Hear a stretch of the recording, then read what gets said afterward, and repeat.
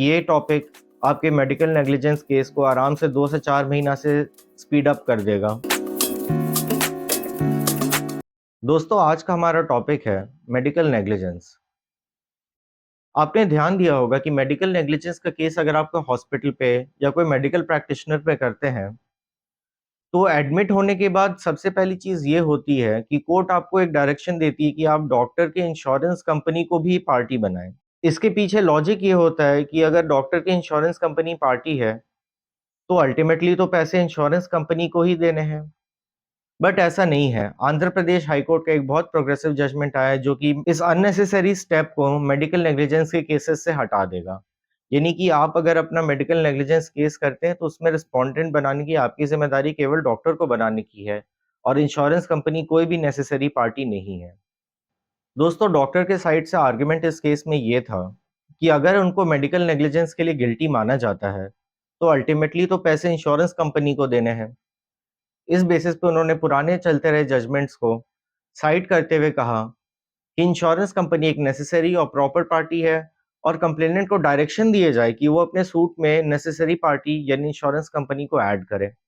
Court ने इस दलील को बिल्कुल नहीं माना है और इसका बहुत पॉजिटिव इफेक्ट ये है कि ये एक अननेसेसरी स्टेप अब मेडिकल नेग्लिजेंस केसेस से कट जाएगा, जो कि आराम से आपके मेडिकल नेग्लिजेंस केस को कम से कम 1.5-2 महीना तो खींच ही देता था पहले। क्योंकि आप पहले सूट मॉडिफाई करेंगे, इंश्योरेंस कंपनी को ऐड करेंगे, उसको समन जाएगी, उसको रिप्लाई देने का मौका मिलेगा।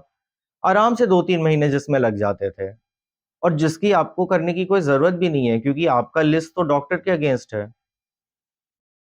कल को अगर डॉक्टर कहे, इनफैक्ट एक केस में मैंने खुद ही आर्ग्यूमेंट किया था कि कल को अगर डॉक्टर कहे कि मेडिकल नेग्लिजेंस केस में अगर मुझे गिल्टी रखा जाता है, तो मैं बैंक से लोन लेके पैसे चुकाऊँगा, तो क्या बैंक को भी नेसेसरी पार्टी बनाया जाएगा?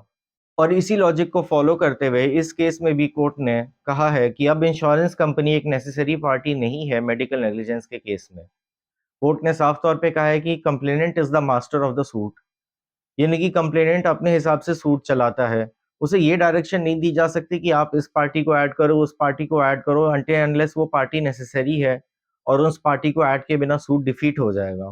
तो दोस्तों, अगर आपने कोई मेडिकल नेग्लिजेंस केस इंस्टीट्यूट किया है और अगर आपको ये डायरेक्शन पास किया जा रहा है कि आप डॉक्टर के इंश्योरेंस कंपनी को इम्प्लीड करें, उनको पेपर बुक सप्लाई करें, उनके रिप्लाई का वेट करें, तो आप इस हाई कोर्ट के जजमेंट को साइड कर सकते हैं कि ये प्रैक्टिस अब बदल रही है और डॉक्टर की इंश्योरेंस कंपनी एक नेसेसरी पार्टी नहीं है इंश्योरेंस केस में।